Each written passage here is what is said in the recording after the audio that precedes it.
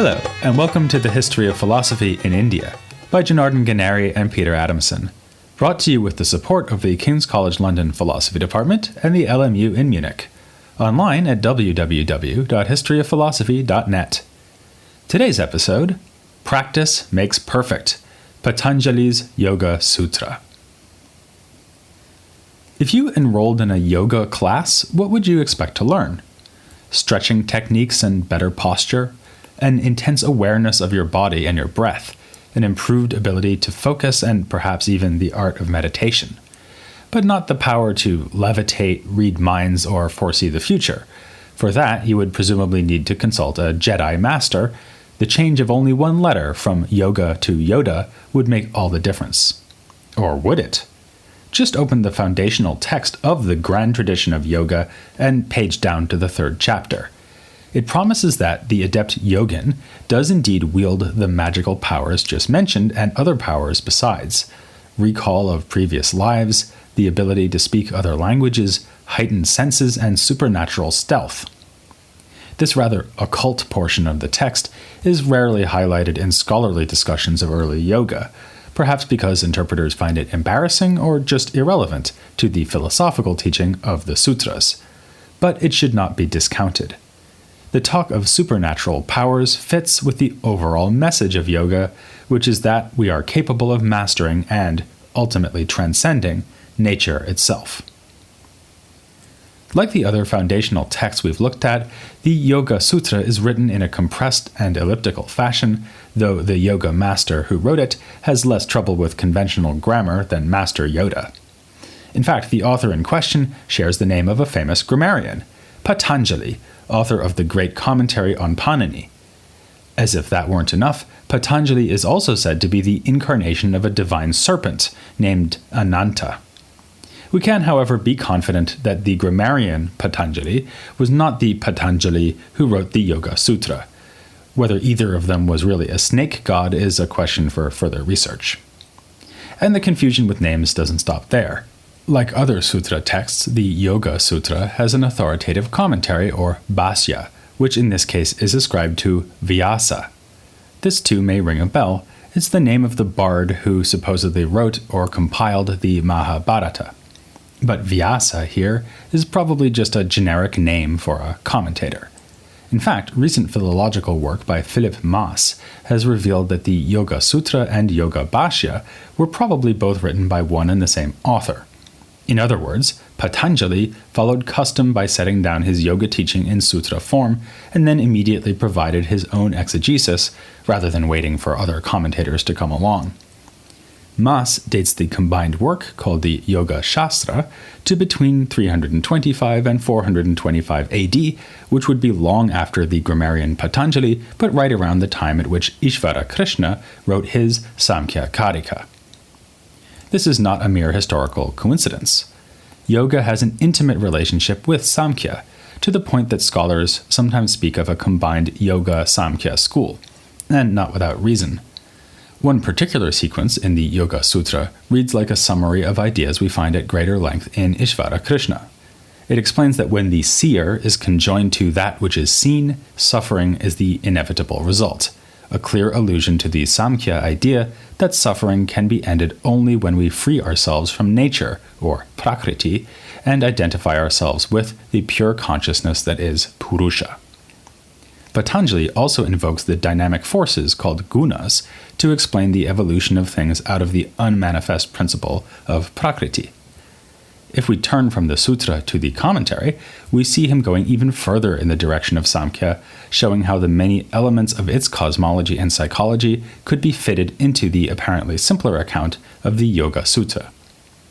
If we assume that the sutra and commentary are really by the same person, then we must conclude that the Sāṃkhya system, in all its complexity, provides the framework for both yoga texts.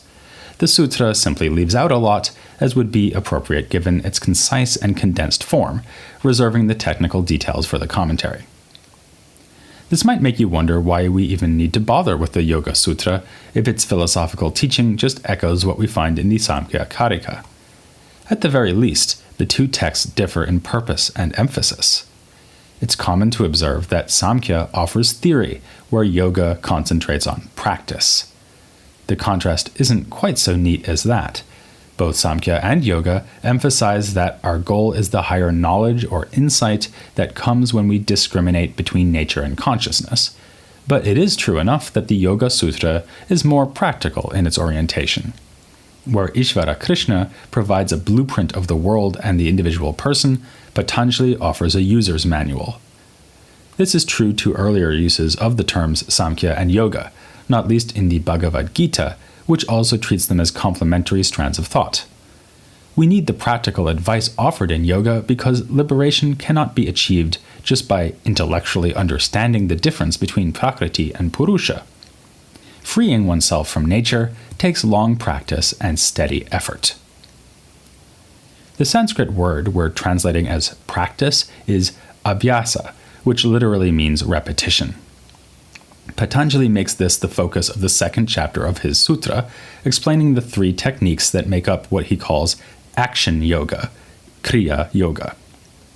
First, we should impose ascetic disciplines upon ourselves, deliberately undergoing hunger and thirst and making vows, which might commit us to silence or celibacy. Second, we should repeatedly recite certain words. This is an ancient practice within Vedic culture, which could involve memorized parts of sacred texts or even just the single syllable Om. Third, we should engage in religious devotion, on which more in a moment. Together, these practices will help to eliminate the sources of affliction, which include desires, the fear of death, and a sense of one's own individual self. Later on in the second chapter, Patanjali adds a further list itemizing the so-called 8 limbs of yoga, which you have to say is 8 more limbs than you'd expect from a snake god. They include ethical guidelines, control over posture and breath, withdrawing from the senses, and 3 kinds of meditation. This is the part of the text that corresponds to the ideas we most readily associate with yoga nowadays. The central insight of this second chapter is a rather ironic one. In keeping with Sāṃkhya theory, we are seeking to wean ourselves away from mental and physical engagement, since it binds us to the world of nature. But we can only desist from such action by undertaking other actions. Hence the term action yoga.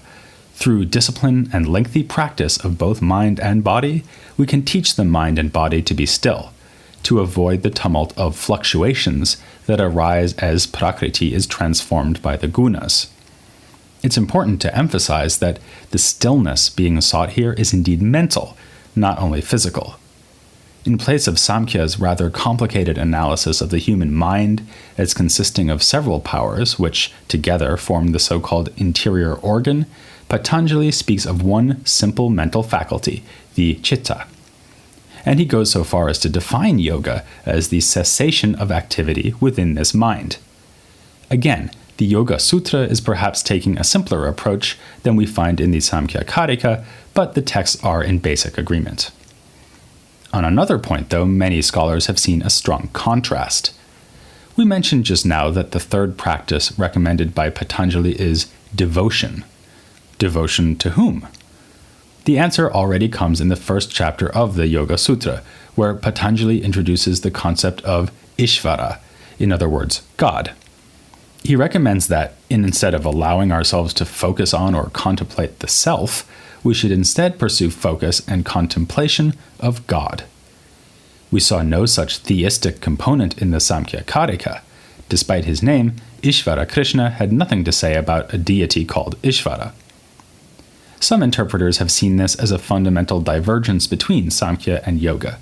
But remember that Sāṃkhya does speak of a divine realm, which suggests that it is at the very least open to the existence of divinities.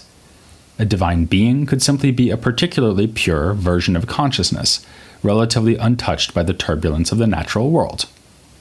This is, in fact, exactly what we find in the Yoga-Sutra. It says that Ishvara is a special sort of Purusha who is always liberated from the suffering that comes from attachment to nature. Why, though, is it so hard for us to live like God? What prevents someone from reading the Sāṃkhya Karika, realizing that this Ishvara Krishna fellow knows what he's talking about, and just deciding on the spot to be liberated by identifying with Purusha? An intellectualist answer might be that it is one thing to understand the teaching and another to be sincerely convinced by it. But this is not Patanjali's way of seeing things. Instead, he believes that our bondage to Prakriti is perpetuated by powerful habits, which must be gradually subdued. Take my desire for almond croissants. It's all very well for me to realize that so long as I keep wanting to have them, I will have to perform certain activities, enjoying a croissant as I eat it, immediately thereafter starting to wonder when I might get to eat another, worrying that the bakery may be closed next time I'm in the mood for one, and so on. Even if I am convinced that this is going to bring me more suffering than pleasure, that will not just make my affection for almond croissants disappear. My desire is a deep-seated habit or disposition, so I cannot just decide to abandon it. I have to train myself not to want croissants. The training prescribed by Patanjali for this purpose is, of course, the threefold regimen of action yoga. Thus far, we may seem to be dealing with a fairly commonsensical idea about the difficulties of rehabilitation. But Patanjali puts a distinctively ancient Indian twist on the process by describing it in terms of the theory of karma. He says that our actions build up so-called karmic deposits, which will bring fruits either in this or the next life. One implication is that each of us was born already burdened with karma from actions in previous lives. All this is more or less familiar from earlier theories of karma, but there's a puzzle lurking. If action causes karma, and karma prevents liberation, why does Patanjali recommend further actions as a means for achieving liberation? This sounds like the sort of fight fire with fire strategy that just leads to a larger conflagration. Well, perhaps it isn't actually the action as such that causes karma to build up. Rather, it is the immediate fruits of the action we perform. When I eat an almond croissant, it's not the eating as such, but the resulting pleasure that makes me want to have more croissants in the future. The solution then would be to train myself to disengage from the results of my actions. Tailor-made for this purpose are the ascetic practices recommended in the Yoga-Sutra, which obviously involve actions that are not intended to yield enjoyable results. Recitation and devotion would also be activities that direct my attention to something other than my own urges and anxieties. On this reading, Patanjali's advice aligns with the teaching of the Bhagavad Gita. The path to liberation is not complete withdrawal from action of the sort recommended by the Ajivakas, the ones who resorted to the radical strategy of standing still until they starved to death. Instead, we should seek detachment from the fruits of action.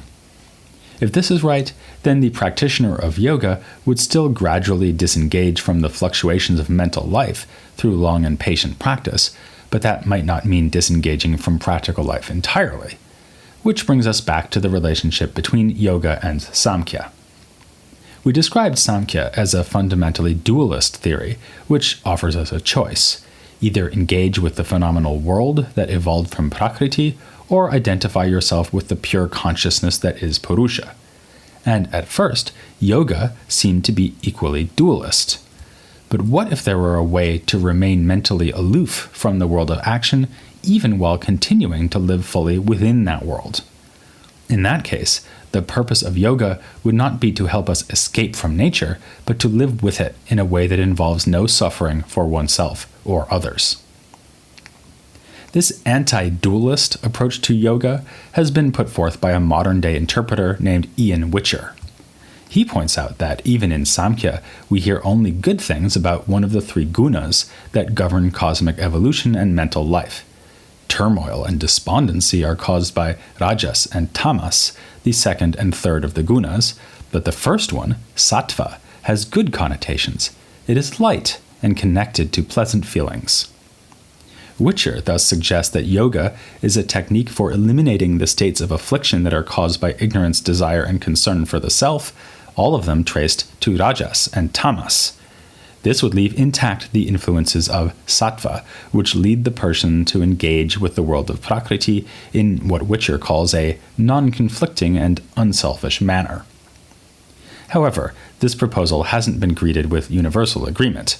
Some other scholars think that the purpose of yoga is to eliminate all mental activity, even apparently beneficial activity. After all, doesn't Patanjali even define yoga as cessation from all such activity? The debate turns in part on what Patanjali means when he speaks of cessation, or in Sanskrit, nirodha. For Witcher, this does not actually mean eliminating or restraining the activity of the mind and body. Instead, he takes it to suggest that the mind remains unaffected even as it is involved in action. The adept of yoga can achieve this so long as she does not confuse her real self with her phenomenal self. The goal is not to be sitting still in a cave or on a mountaintop with a completely empty mind. One can keep living an engaged life so long as one shifts one's perspective on that life by identifying oneself with consciousness rather than the things of which one is conscious.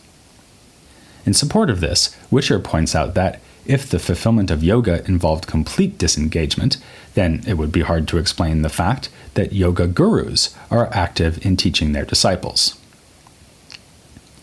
Some support for this proposal can be found in the description of the divine Ishvara. We are told that he is pure Purusha, living outside of time.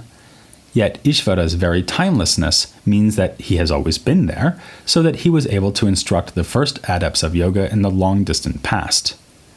This is a puzzling statement in several ways. How can God be a guru or teacher, and how can a timeless being relate to creatures who are subject to time? Patanjali doesn't say. But the little that he does say indicates that Ishvara, at least, can be simultaneously liberated and involved in a form of selfless action that gives rise to no suffering. It only makes sense that we should aspire to do the same. Another clue in the same direction is found in the commentary, where the commentator, Vyasa, who, as we saw, is probably really Patanjali himself, is talking about the instruction to eliminate desire and engage in constant practice. The latter is meant to yield a smooth flow in the mind. Again, the goal is apparently to have unconflicted, unattached mental activity that remains untouched by fluctuations of any kind. This is significantly different from banishing activity entirely.